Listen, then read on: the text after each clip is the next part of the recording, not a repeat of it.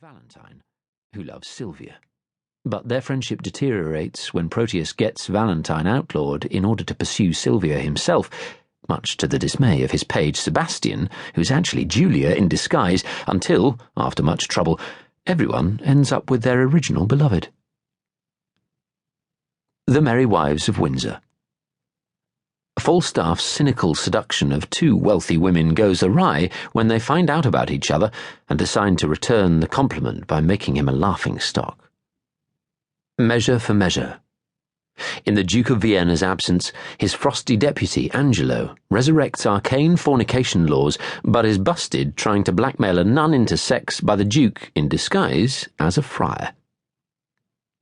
The Comedy of Errors.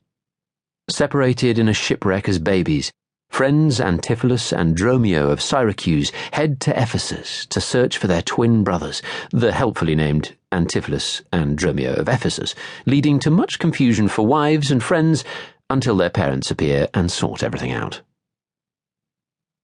Much Ado About Nothing.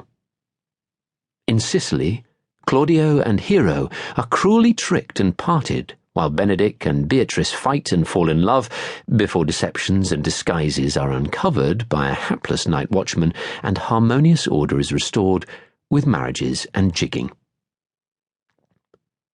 Love's Labours Lost. The King of Navarre and three friends inconveniently swear off women for 3 years just before a beautiful princess and her ladies arrive for a visit, inspiring all of them to break their oaths after many love-letter mix-ups and other shenanigans. A Midsummer Night's Dream. Mistaken administering of love juice results in Titania, Queen of the Fairies, falling for the ass bottom, while two sets of couples get confused in the woods before the natural order of things is restored. The Merchant of Venice. Antonio makes a risky deal, putting up a pound of flesh as collateral against a loan to fund his friend Bassanio's pursuit of Portia, and when the moneylender Shylock calls in his debt, Portia, dressed as a man, successfully fights Antonio's case in a court of law with an ingenious defence. As You Like It. The exile of brothers, dukes, fathers, daughters, cousins, and clowns to the benign bubble of the Forest of Arden leads to disguise, gender-bending, and finally, happy marriages for all. The Taming of the Shrew. Stroppy Caterina stands in the way of her more pliable sister Bianca's marriage, so Bianca's suitors persuade fortune hunter Petruchio to marry her and embark on a campaign of mental cruelty that tames her and leaves everyone content and happily married. All's well that ends well.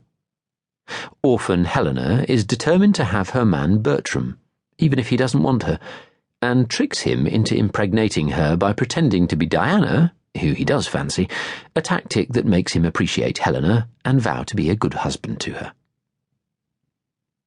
Twelfth Night, or What You Will. Twins, Viola and Sebastian, lose each other after a shipwreck, and, believing each other to be dead, become the servants of amorous Illyrian nobles. But, after much disguise-inspired confusion and a yellow stocking-themed subplot, they are finally reunited. The Winter's Tale. King Leontes' jealous madness leads to the demise of his children and the death by grief of his wife. But, happily, many years later, it is revealed that his wife and daughter are actually both alive and all are reconciled. Pericles. Pericles competes for a wife and then loses her and his newborn daughter in a shipwreck before, many years later, reuniting with them after his wife has become a priestess and his daughter, Marina, a virginal prostitute.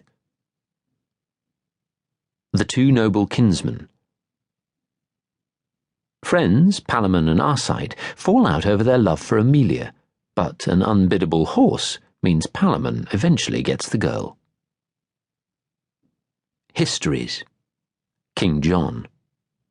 King John is threatened by an angry nephew, the King of France, and a cardinal, and is finally murdered by a malcontent monk. Richard II.